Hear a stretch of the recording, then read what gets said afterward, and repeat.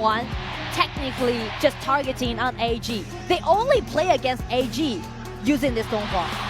So I feel like it's some secret weapon that they found when they're playing against It might be just one of those little details that the coaches, after watching hours and hours and hours of video, they've been able to realize this specific player makes a mistake that we could actually capitalize from having a Donghua. Yeah. That's only my surmise, but it works out, and it's gonna be Game 6. All right, ladies and gentlemen, Game 6 is right over here. Walls on the blue, all gamers on the red. Let's listen to the crowd.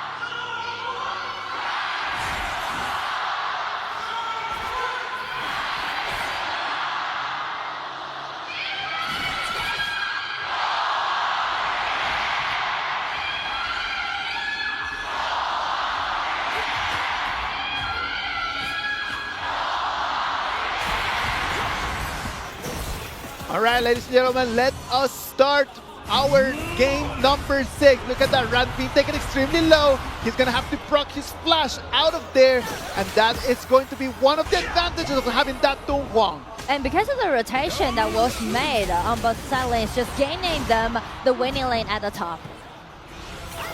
Look at this, the way that Donghua is just walking around, not caring about anything. Yes, fearless.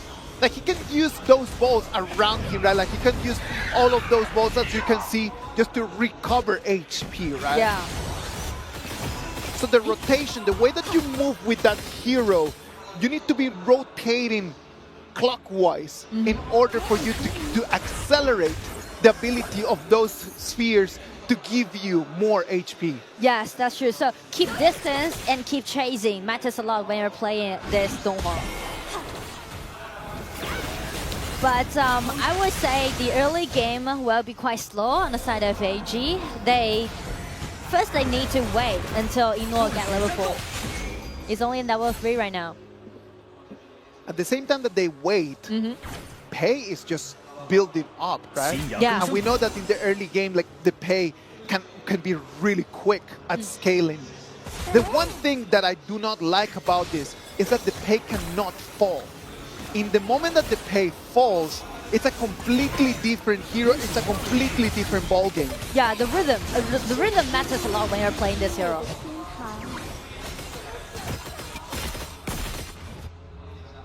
I've been watching a lot of Diadea in these last 3 days.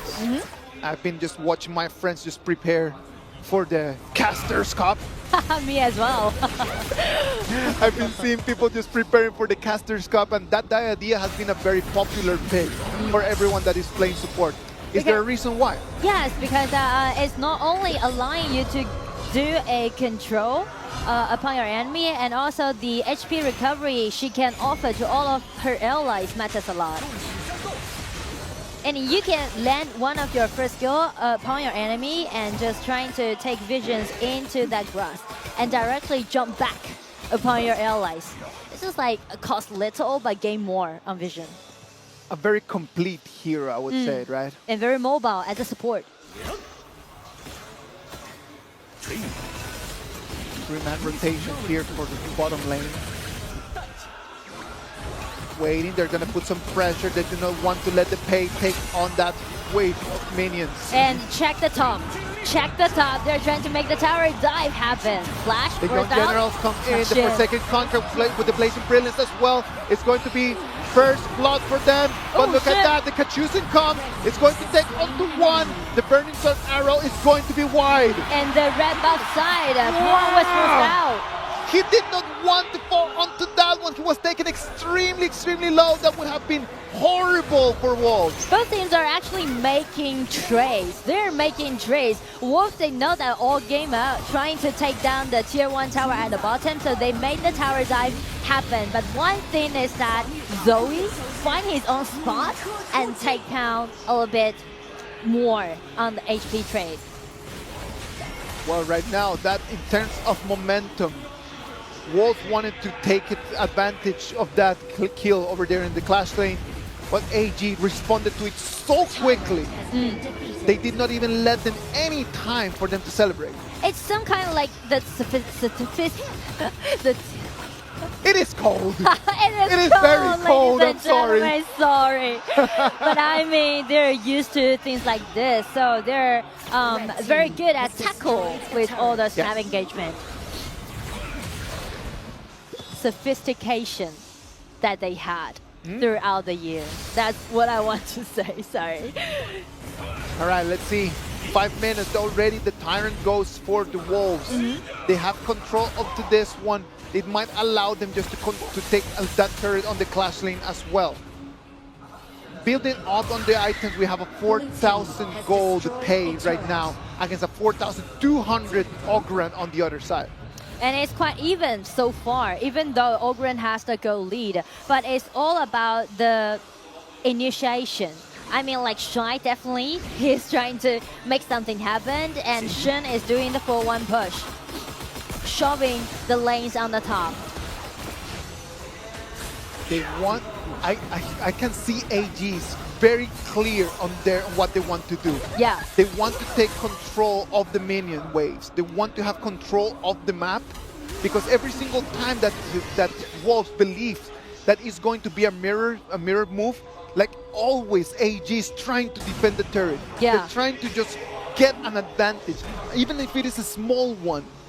Because to their own understanding to this game is that killing is only one of the measures that help you to get to the towers, get to the crystals. What really matters is the tower. Oh, nice try. Nice try. So close. It's quite intense right now. The Burning Sun arrow coming in from Ho Yi allows you a stun that the longer time that the arrow is going to travel, the longer time that it's going to fly around, the more time that you're going to be stunned in there, right? Yes. And so that's why you can see a lot of the players just moving back right before actually sending the arrow. Yes, and several heroes on the side of Wolves can actually avoid the ulti dealt by Ino. For example, the ulti from Angela, the immunity. Hey, look at that. They're going to come into the brush. They're going to find the Monkey.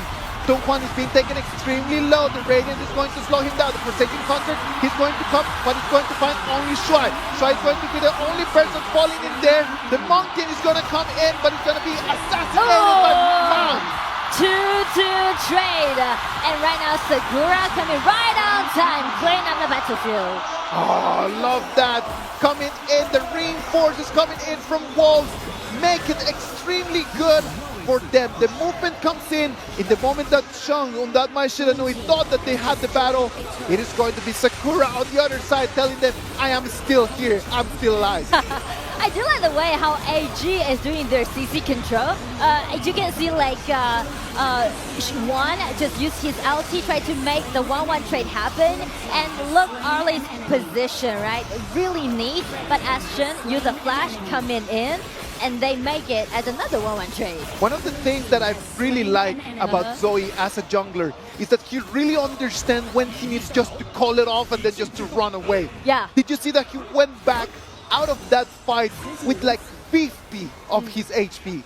Like not even, like his HP bar was invisible in there. Yes.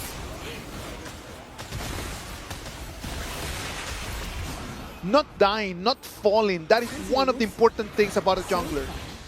And that's one of the important things that why the FMVP hero, he gives it to Ogren. Look at that, Burning Sun arrow comes in, it's going to be wide, Pei is going to take on the Tyrant. Monken and his young generals tanking in so much damage. Right now it's going to be the blue team trying to kite away. The Ogren already has the passage, he's going to decide to stop and wait. The minions are going to be clean, and there's going to be minions coming in for the mid lane turret. But since the Angela is still alive, so it is really hard for AG to take the mid lane tower down. So the same situation happened again as we've seen for the last game.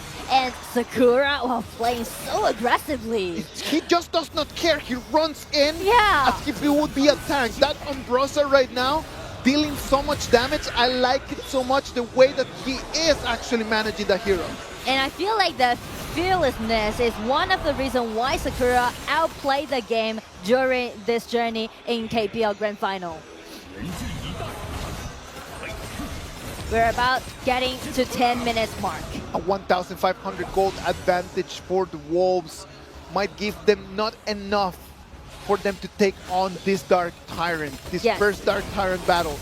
They're gonna have to play a little bit with the waves because a full-on, head-on first battle right over there could be a terrible decision right now. And I'm gonna tell you, a big fight is coming soon. Oh, look at that. Let's wait and see. Rotation up into the mid lane. The Forsaken contract from Donghuan is ready there. He comes in the flash. He's going to find one person, but then no follow in full of damage. It is going to be bad news for him because he came in with the flash. He found him. No one else came. And we can see Sakura is trying to find a really decent position, but Shen, he smells the danger and they bump to each other. It's gonna be a solo at the blue buff area and Sakura is on run. Sakura is on the run right now. They do not want to take on the kill. They want to take on the Tyrant. They know the importance of that Tyrant one more time.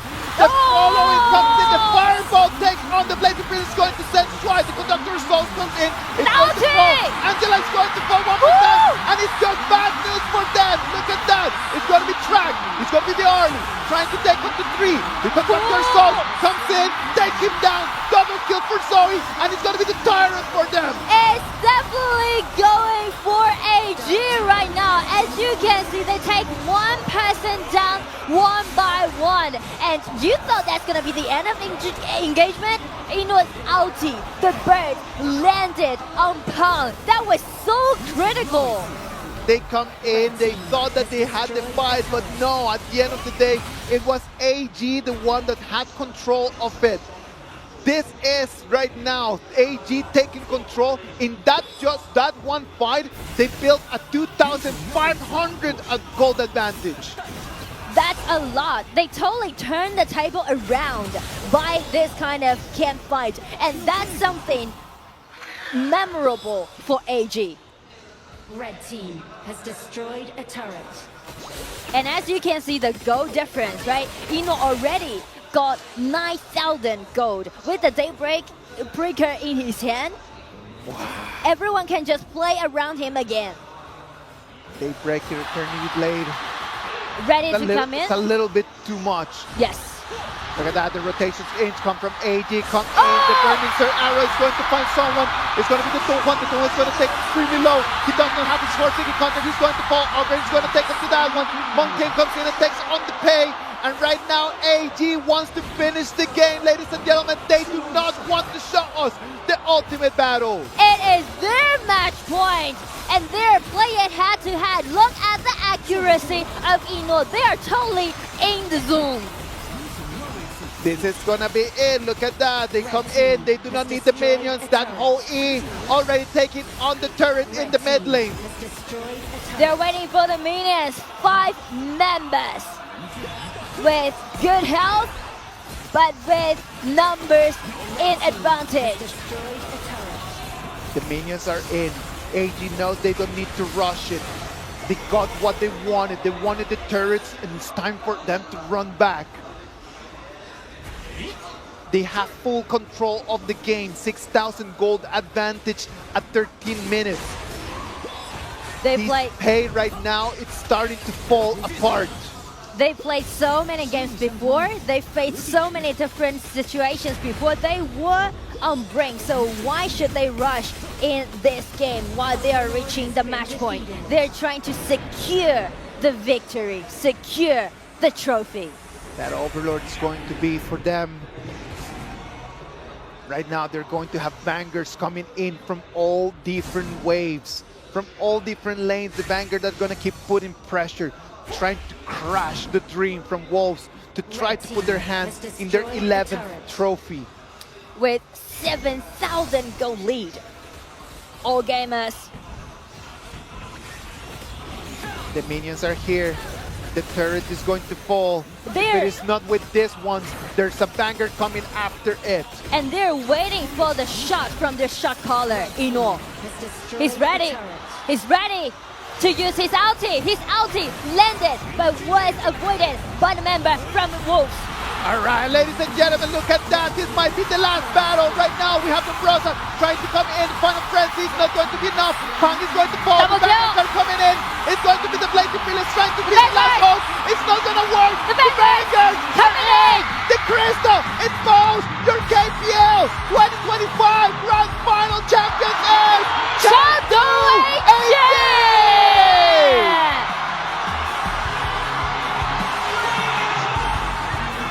They made the history.